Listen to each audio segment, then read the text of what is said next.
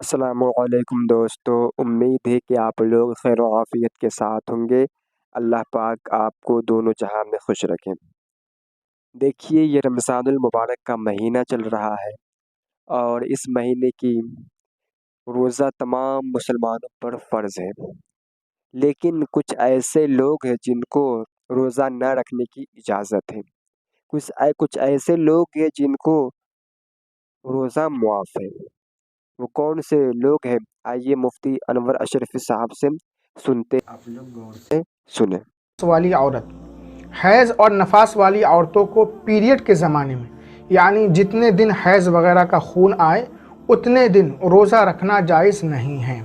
اگر کوئی عورت روزے رکھے گی تو وہ گناہگار ہوگی، اس کا روزہ ہوگا ہی نہیں۔ جب حیض نفاس سے پاک ہو جائیں تب روزے رکھیں، اور جو روزے پیریڈ کے زمانے میں نہیں رکھے رمضان کے بعد ان روزوں کی قضا کرنا ضروری ہے۔ نمبر 2، حاملہ یعنی پریگننٹ عورت۔ اگر حاملہ عورت کو ظن غالب یعنی زیادہ گمان ہو کہ روزہ رکھنے کی صورت میں خود اس کی جان یا بچے کی جان کو خطرہ ہو سکتا ہے تو اس حالت میں وہ روزہ چھوڑ سکتی ہے، لیکن رمضان کے بعد ان روزوں کی قضا کرنا ضروری ہے۔ نمبر 3، دودھ پلانے والی عورت۔ دودھ پلانے والی عورت جس کا بچہ چھوٹا ہو اور اس کی خوراک صرف دودھ ہی ہو، اگر وہ روزہ رکھے گی تو اس کو کمزوری ہو جائے گی یا پھر اس کے بچے کی صحت خراب ہو جائے گی۔ ایسی عورت کو بھی روزہ نہ رکھنے کی اجازت ہے، لیکن رمضان کے بعد قضا ضروری ہے۔ نمبر 4، بھوک پیاس۔ اگر کسی شخص کو اتنی زیادہ بھوک پیاس لگتی ہے کہ اگر وہ پانی نہیں پیے گا یا کھانا نہیں کھائے گا تو جان جانے کا خوف ہو یا پاگل ہو جانے کا خوف ہو، تو ایسے شخص کو بھی روزہ نہ رکھنے کی اجازت ہے، لیکن رمضان کے بعد باقی دنوں میں ان کی قضا ضروری ہے۔ لیکن ایسا نہ کے برابر ہوتا ہے، کوئی انسان 14-15 گھنٹے بھوکا پیاسا نہ رہ پائے۔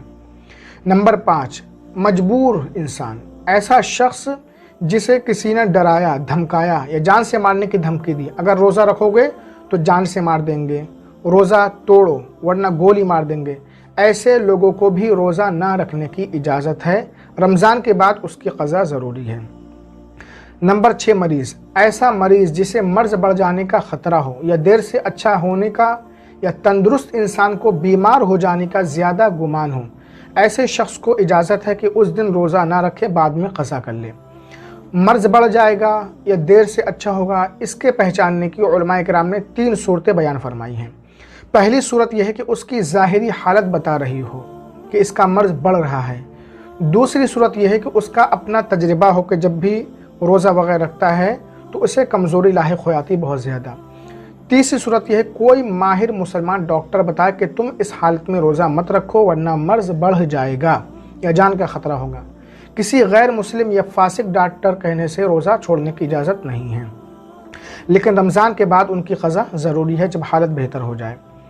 نمبر 7، مسافر کے لیے شریعت نے روزہ نہ رکھنے کی اجازت دی ہے، لیکن اگر کوئی شخص سفر میں روزہ رکھ لے تو یہ زیادہ افضل ہے، بہتر ہے۔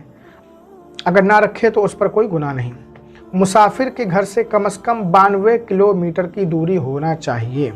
دن میں کسی وقت سفر کے لیے نکلنا روزہ افطار کے لیے عذر نہیں، اس دن کا روزہ رکھنا ضروری ہوگا۔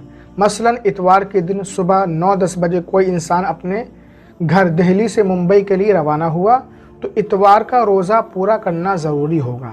اتوار کے بعد روزہ نہ رکھنے کی اجازت ہوگی، لیکن بعد رمضان قضا کرنا ضروری ہے۔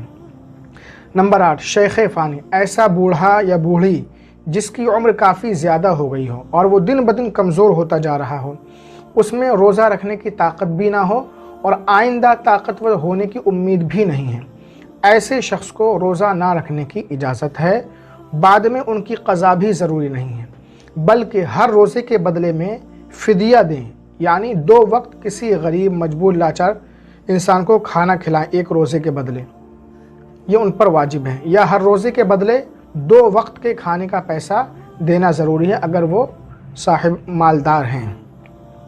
ناظرین کرام، 8ویں صورت یعنی بہت زیادہ بوڑھا یا بوڑھی عورت، ان پر بعد میں روزوں کی قضا نہیں ہے، لیکن باقی 7 قسم کے لوگوں کہ جتنے روزے چھوٹ گئے رمضان کے بعد ان کی قضا ضروری ہے۔